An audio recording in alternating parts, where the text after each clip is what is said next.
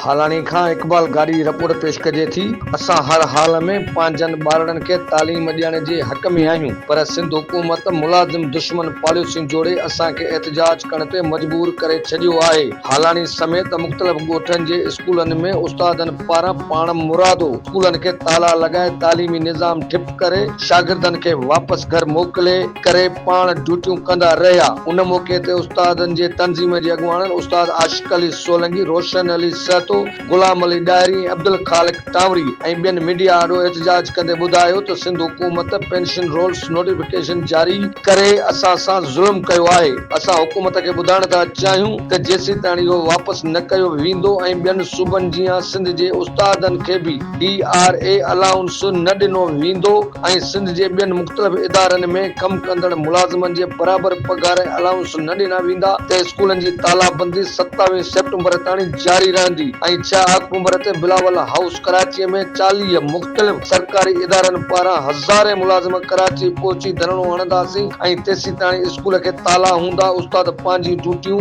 सरअंजाम ॾींदा रहंदा।